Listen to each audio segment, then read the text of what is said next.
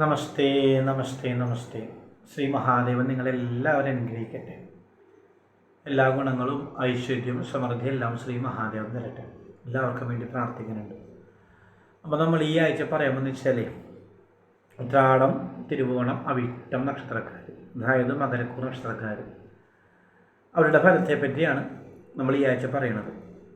എന്താണ്, ഇത് കുറച്ച് കാലങ്ങളായിട്ട് അവർക്ക് ബുദ്ധിമുട്ടുകളായിരുന്നു. ഈ നാളുകാർക്ക്, ഉത്രാടം, തിരുവോണം, അവിട്ടം നാളുകാർക്ക് കുറച്ച് കാലങ്ങളായിട്ട് ധാരാളം കഷ്ടതകളും ബുദ്ധിമുട്ടുകളൊക്കെ ആയിരുന്നു. അപ്പം അതിൽ നിന്നൊക്കെ മാറ്റങ്ങൾ വന്ന് തുടങ്ങി. എല്ലാവരും പൂർണ്ണമായിട്ട് മനസ്സിലാക്കിയിട്ടില്ലെങ്കിലും അനുഭവിച്ച് തുടങ്ങിയിട്ടില്ല എന്നുണ്ടെങ്കിലും ഒക്കെ മാറ്റങ്ങളായി തുടങ്ങി. തൊഴിൽ രംഗത്ത്, അവിടെ ദാമ്പത്യ ജീവിതത്തിൽ, ധനപരമായിട്ടുള്ള കാര്യങ്ങളിൽ, അതിനകത്തൊക്കെ അല്പം വ്യത്യാസങ്ങൾ വന്നു തുടങ്ങി. പല കാര്യങ്ങളിലും പ്രതീക്ഷിക്കാതെ വിജയ സാധ്യതകൾ വന്നു ചേരും. അങ്ങനത്തെ സമയമായി. തൊഴിൽ രംഗം, അതുപോലെ തന്നെ സാമ്പത്തികമായിട്ടുള്ള രംഗങ്ങൾ, ദാമ്പത്യ ജീവിതത്തിലെ പല പ്രശ്നങ്ങൾ, അതിൽ നിന്നൊക്കെ നമ്മൾ നിഷ്പ്രയാസം ജയിച്ചു കയറുന്ന ഒരു സന്ദർഭത്തിലേക്ക് എത്തി. സമയങ്ങൾ അങ്ങനത്തെ ഒരു സന്ദർഭത്തിലേക്ക് എത്തി. അപ്പോൾ അതൊരു ഭാഗ്യസ്ഥിതിയാണ്. പിന്നെ പറയുകയാണെങ്കിൽ രോഗാവസ്ഥകൾ, ത്വക്കായിട്ട് ബന്ധപ്പെട്ടുള്ള രോഗാവസ്ഥകൾ, വയറായിട്ട് ബന്ധപ്പെട്ടുള്ള രോഗാവസ്ഥകൾ, അപ്പോൾ അതിൽ നിന്നൊക്കെ പൂർണ്ണമായിട്ട് മോചനം കിട്ടുന്ന ഒരവസ്ഥയിലേക്ക് എത്തി ഈ നാളുകാരുടെ സമയസ്ഥിതി. അപ്പോൾ അതൊരു ഭാഗ്യസ്ഥിതിയാണ്. പിന്നെ പറയുകയാണെങ്കിൽ ചില അനാവശ്യമായിട്ടുള്ള കൂട്ടുകെട്ടുകളിലൊക്കെ നമ്മൾ ചെന്ന് പെടും. അങ്ങനത്തെ ഒരു സമയമാണ്. ഒട്ടും ആവശ്യമില്ലാത്ത ചില ആൾക്കാരായിട്ട് സഹകരിക്കേണ്ട ഒരു സന്ദർഭങ്ങളും അവസരങ്ങളൊക്കെ വന്ന് ചേരും. അപ്പോൾ നമ്മൾ ഏറ്റവും കൃത്യമായിട്ട് ശ്രദ്ധിച്ച് മുന്നോട്ട് കൊണ്ടുപോകുക എന്നുള്ളതാണ്. ആപത്തിലേക്കും വിഷമത്തിലൊന്നും പോവാതെ ആ സംസർഗമൊക്കെ കൃത്യമായിട്ട് തന്നെ ഒട്ടും ദോഷമല്ലാത്ത രീതിയിൽ മുന്നോട്ട് കൊണ്ടുപോകുക എന്നുള്ളതാണ്. ചില സന്ദർഭങ്ങൾ അങ്ങനെ വരും. ചില അനാവശ്യമായിട്ടുള്ള ആൾക്കാരായിട്ട് നമ്മൾ ഇടപെടേണ്ടതും സഹകരിക്കേണ്ടതായിട്ടുള്ള സന്ദർഭങ്ങൾ വരും. അപ്പോൾ അങ്ങനത്തെ ഒരു സന്ദർഭം കൂടിയാണത്. അത് നമുക്ക് ഒട്ടും ദോഷമല്ലാത്ത രീതിയിൽ മുന്നോട്ട് കൊണ്ടുപോകുക എന്നുള്ളതാണ്. അനാവശ്യ കാര്യങ്ങളല്ല, അതിലുപരി ചില ആവശ്യമില്ലാത്ത ആൾക്കാരായിട്ടുള്ള ചില എന്താ പറയുക ലോഹ്യങ്ങൾ വന്ന് ചേരും. അതൊക്കെ നമ്മൾ ശ്രദ്ധിച്ച് കൊണ്ടുപോവുക. ഒരു പ്രശ്നത്തിലേക്കും പോകാതെ, നമുക്ക് ദോഷമല്ലാത്ത രീതിയിലൊക്കെ പോകാതെയൊക്കെ അവസാനിപ്പിക്കുക എന്നുള്ളതാണ്. ആ സംസർഗമൊക്കെ ഒഴിവാക്കുക എന്നുള്ളതാണ് ഏറ്റവും ഉചിതം. അതൊരു ഭാഗം. പിന്നെ പറയുകയാണെങ്കിൽ വിവാഹാദി കാര്യങ്ങൾ നോക്കിയിരുന്ന ആൾക്കാർ, നടക്കാതെ തടസ്സം വന്നിരുന്ന ആൾക്കാർ, അവർക്കൊക്കെ ആ കാര്യങ്ങൾക്കൊക്കെ ഉചിതമായിട്ടുള്ള ഒരു സന്ദർഭവും സമയമൊക്കെ ഇനി വന്നേർന്നിരിക്കുന്നത്. അപ്പോൾ അതൊക്കെ അനുകൂലമാവും. ജോലി കാര്യങ്ങളിൽ അല്പം മേൽഗതി മേൽക്കയറ്റമൊക്കെ ഉണ്ടാവും. അതിനുള്ള സന്ദർഭവും സമയമൊക്കെ ആയിട്ടുണ്ട്. അപ്പോൾ അതൊരു ഭാഗ്യസ്ഥിതിയാണ്. പിന്നെ ചില മാർഗ സുഹൃത്തുക്കളായിട്ട് വേർപിരിയേണ്ട അവസ്ഥകൾ വന്നു ചേരും. എന്തെങ്കിലും ബുദ്ധിമുട്ടുകൾ സുഹൃത്തുക്കൾക്ക് വന്നു ചേരും. ഏതെങ്കിലും രീതിയിലൊക്കെ ഭിന്നമായി പോകേണ്ട ഒരവസ്ഥയിലേക്ക് വരും. അങ്ങനത്തെ ഒരു സമയസ്ഥിതിയാണത്. പിന്നെ പറയുകയാണെങ്കിൽ ഈ കച്ചവടം, ബിസിനസ്, ഇങ്ങനെയുള്ള കാര്യങ്ങളിലൊക്കെ ഇറങ്ങിയാൽ അതൊക്കെ വിജയത്തിലെത്തും. അതൊരു ഭാഗ്യസ്ഥിതിയാണ്. കൃഷി, നാൽക്കാലികളെ വളർത്തുന്ന സ്ഥിതി, അവയെല്ലാം ശ്രമിച്ചു കഴിഞ്ഞാൽ ഏറ്റവും ഭംഗിയായിട്ട് കൊണ്ടുപോകാൻ സാധിക്കും. അതിനൊക്കെ യോഗ്യമായിട്ടുള്ള സമയമാണ്. നാൽക്കാലികളെ വളർത്തുക, കൃഷി കാര്യങ്ങൾ ചെയ്യുക, അങ്ങനെയുള്ള ആൾക്കാർക്കൊക്കെ വിജയസാധ്യതയുണ്ട്. അതൊക്കെ ഏറ്റവും നല്ല ഭംഗിയായിട്ട് മുന്നോട്ട് കൊണ്ടുപോകാൻ സാധിക്കും. അങ്ങനത്തെ ഒരു സമയമാണ്. പിന്നെ പറയുകയാണെങ്കിൽ വാഹനമായിട്ട് ബന്ധപ്പെട്ട ചില കാര്യങ്ങളിൽ ബുദ്ധിമുട്ടുണ്ടെങ്കിൽ കൂടി അല്പം ഗുണസ്ഥിതികളും പറയുന്നുണ്ട്. പുതിയ വാഹനങ്ങൾ വാങ്ങിക്കാൻ സാധിക്കും. കയ്യിലുള്ള വാഹനങ്ങൾ കൈമാറി കുറച്ചുകൂടി പുതിയ വാഹനങ്ങൾ നമുക്ക് വാങ്ങിക്കാൻ സാധിക്കും. അതുപോലെ തന്നെ സ്ഥല സാമഗ്രികൾ, ജംഗമ വസ്തുക്കൾ, സ്ഥലമായിട്ട് ബന്ധപ്പെട്ടുള്ള കാര്യങ്ങൾ, അതിനൊക്കെ അനുകൂലമായിട്ടുള്ള സമയമാണ്. അത് നമുക്ക് ഗുണത്തിൽ തന്നെ വരും. അതൊരു ഭാഗ്യസ്ഥിതിയാണ്. പിന്നെ വ്യവഹാരങ്ങൾ വിജയിക്കും. കൊടുക്കൽ വാങ്ങൽ കാര്യങ്ങളൊക്കെ നടത്തിക്കഴിഞ്ഞാൽ അതൊക്കെ വിജയത്തിലെത്തും. അതൊരു ഭാഗ്യസ്ഥിതിയാണ്. ശത്രുക്കളെ കൊണ്ടുള്ള ഉപദ്രവങ്ങൾ കുറയും. ക്ഷയിക്കുമെന്ന് തന്നെ പറയാം. അവരൊക്കെ ക്ഷയിച്ചു പോകുന്ന അവസ്ഥയാണ്.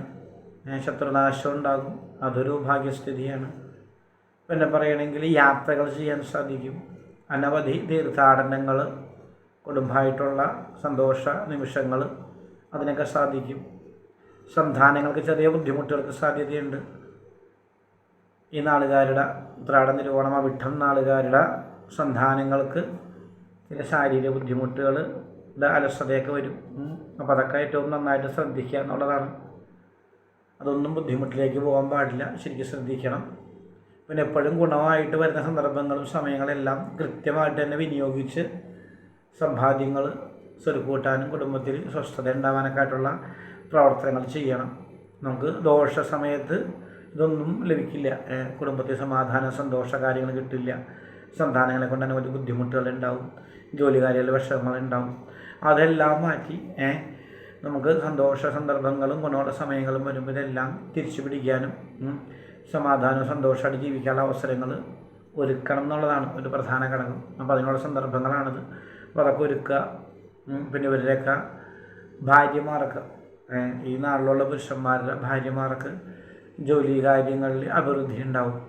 അവർക്ക് ചില മേൽക്കയറ്റങ്ങളുണ്ടാവും. ധനം അഭിവൃദ്ധി ഉണ്ടാവാനുള്ള സാഹചര്യങ്ങൾ വന്നു ചേരും. പലവിധ ധനങ്ങൾ വന്നു ചേരും. നഷ്ടപ്പെട്ടു പോയ പണം അല്ലെങ്കിൽ നമുക്ക് കിട്ടാനുള്ളതായിട്ടുള്ള പണങ്ങൾ അവയെല്ലാം തിരിച്ച് കിട്ടുന്ന ഒരവസരങ്ങൾ വരും. അപ്പം അങ്ങനെയൊക്കെയുള്ള ഭാഗ്യങ്ങളുണ്ട്. കുറേ കാര്യങ്ങൾ ചിന്തിച്ചാൽ ഈ നാളുകാർക്ക് ആ ബുദ്ധിമുട്ടിൽ നിന്നൊക്കെ മാറി സുഖാനുഭവങ്ങളിലേക്ക് എത്തിത്തുടങ്ങി, സന്തോഷാനുഭവങ്ങളിലേക്ക് എത്തിത്തുടങ്ങി. അപ്പോൾ അത് തിരിച്ചറിഞ്ഞാൽ അതിനകത്തെല്ലാം കൃത്യമായിട്ടുള്ള ഇടപെടലുകൾ ഉണ്ടാകുക. അതൊക്കെ വിജയത്തിലെത്തിക്കും, ഒരു സംശയമില്ല. ദാമ്പത്യ ജീവിതത്തിൽ സന്തോഷാനുഭവങ്ങൾ ഉണ്ടാവും. അകന്ന് നിൽക്കുന്ന ആൾക്കാർ, ഭിന്നമായിട്ട് നിൽക്കുന്ന ആൾക്കാർ, കേസായിട്ട് നിൽക്കുന്ന ആൾക്കാർ, അവരൊക്കെ യോജിക്കുന്ന ഒരു സന്ദർഭത്തിലേക്ക് എത്തും. ഇതൊരു ഭാഗ്യസ്ഥിതിയാണ്. ഈ തിരുവോണംകാർക്കാണെങ്കിൽ അല്പം രോഗാവസ്ഥകളൊക്കെ ഉണ്ടായിരുന്നു. അതിൽ നിന്നൊക്കെ മോചനം കിട്ടിത്തുടങ്ങും. രോഗാതുരിതങ്ങൾ, ബുദ്ധിമുട്ടുകളൊക്കെ മാറി തുടങ്ങും. അങ്ങനത്തെ ഒരു സമയത്തിലേക്ക് കടന്നിരിക്കുകയാണ്. എന്താണെങ്കിലും കഷ്ടതകൾക്കൊക്കെ മോചനം കിട്ടും, ഒരു സംശയമില്ല. ഇനി അഥവാ ഈ നാളുകാർക്ക് നേരെ വിപരീതമായിട്ടാണ് അനുഭവിക്കണമെന്നുണ്ടെങ്കിൽ ദുരിതങ്ങളാണ്, കർമ്മരംഗ ജോലി രംഗത്ത് ബുദ്ധിമുട്ടുകളാണ്, കുടുംബത്തിൽ പ്രശ്നങ്ങളാണ്, സന്താനങ്ങളെ കൊണ്ട് ബുദ്ധിമുട്ടുകളാണ്, രോഗാവസ്ഥകളാണെന്നുണ്ടെങ്കിൽ അതിനൊക്കെ പ്രായശ്ചിത്ത പരിഹാര വഴിപാടുകളുണ്ട്. അപ്പോൾ അത് ചെയ്ത് പ്രാർത്ഥിക്കുക.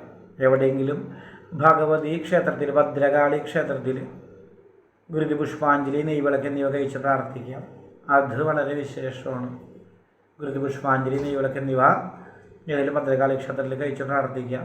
അത് ഇവരുടെ ബുദ്ധിമുട്ടിൽ നിന്ന് മോചനം കിട്ടാൻ വളരെ വിശേഷമാണ്. മഹാദേവൻ്റെ പാലഭിഷേകം കഴിച്ച് പ്രാർത്ഥിക്കും. അത് ഇവർക്ക് അനുഭവിക്കുന്ന ബുദ്ധിമുട്ടിൽ നിന്ന് മോചനം കിട്ടാൻ വളരെ വിശേഷമാണ്. എവിടെയെങ്കിലും മഹാദേവ ക്ഷേത്രത്തിൽ പോയിട്ട് പാലഭിഷേകം കഴിച്ച് പ്രാർത്ഥിക്കാം. അത് ദുരിതങ്ങൾ മോചനം കിട്ടാൻ വളരെ വിശേഷമാണ്. അതുപോലെ തന്നെ ശ്രീകൃഷ്ണസ്വാമിക്ക് തിരുമധുര നെയ്വിളക്ക് എന്നീ വഴിപാട് കഴിച്ച് പ്രാർത്ഥിക്കാം. ഇവരനുഭവിക്കുന്ന ബുദ്ധിമുട്ടിൽ നിന്ന്, ദുരിതത്തിൽ നിന്നൊക്കെ മോചനം കിട്ടാൻ വളരെ വിശേഷമാണ്. ശ്രീകൃഷ്ണസ്വാമിക്ക് നെയ്വിളക്ക്, തിരുമധുരം, മഹാദേവന് പാലഭിഷേകം, ഭദ്രകാളിക്ക് നെയ്വിളക്ക്, ഗുരുതി പുഷ്പാഞ്ജലി എന്നിവയൊക്കെ കഴിച്ച് പ്രാർത്ഥിച്ചു കഴിഞ്ഞാൽ ഈ നാളുകാരെ അനുഭവിക്കുന്ന ബുദ്ധിമുട്ടിൽ നിന്നൊക്കെ മോചനം കിട്ടും, സ്വസ്ഥത കിട്ടും. ഈ നാളുകാർക്ക് വിപരീതമായിട്ടുള്ള ഗുണങ്ങളുള്ള ആൾക്കാർ, അതായത് രോഗാവസ്ഥകൾ ഉള്ള ആൾക്കാർ, കുടുംബത്തിൽ ബുദ്ധിമുട്ടുള്ള ആൾക്കാർ, ജോലി രംഗത്ത് ബുദ്ധിമുട്ടുള്ള ആൾക്കാർ, ധനമായിട്ട് ബന്ധപ്പെട്ട് ബുദ്ധിമുട്ടുള്ള ആൾക്കാർ, ഇവരൊക്കെ ഈ വഴിപാടുകൾ കഴിച്ച് പ്രാർത്ഥിക്കുക. അപ്പോൾ ധാരാളം വ്യത്യാസങ്ങൾ വരും, ഒരു സംശയവും വേണ്ട. ആൾക്കാർ ജാതകത്തിലുള്ള ബുദ്ധിമുട്ട് കൊണ്ടൊക്കെയാണ് ഇവരുടെ ഈ ദോഷസ്ഥിതികൾ മാറാത്തത്. അപ്പോൾ അതിന് ഈ വഴിപാട് കഴിച്ച് പ്രാർത്ഥിച്ചു കഴിഞ്ഞാൽ അതിനൊക്കെ ശമനം വരും, ഗുണസ്ഥിതി ഉണ്ടാവും, ഒരു സംശയവും വേണ്ട. ഇനി എന്തെങ്കിലും സംശയങ്ങളൊക്കെ ഉണ്ടെങ്കിൽ കമൻ്റായിട്ട് ചോദിക്കാം, അറിയാവുന്നതിനൊക്കെ നമ്മൾ ഉത്തരം തരും. എന്തായാലും എല്ലാവർക്കും വേണ്ടി പ്രാർത്ഥിക്കുന്നുണ്ട്. ശ്രീ മഹാദേവൻ നിങ്ങളെല്ലാവരും അനുഗ്രഹിക്കട്ടെ. എല്ലാ ഗുണങ്ങളും ഐശ്വര്യം സമൃദ്ധി എല്ലാം ശ്രീ മഹാദേവൻ തരട്ടെ. നമ്മുടെ വീഡിയോസൊക്കെ ഇഷ്ടമാണ് ആൾക്കാർ സബ്സ്ക്രൈബ് ചെയ്യുക, ഷെയർ ചെയ്യുക, ലൈക്ക് ചെയ്യുക. നമ്മൾ ഈ സംരംഭം പ്രോത്സാഹിപ്പിക്കുക. എല്ലാവരും ശ്രീ മഹാദേവൻ അനുഗ്രഹിക്കട്ടെ. നമഃ ശിവായ, നമഃ ശിവായ, നമഃ ശിവായ.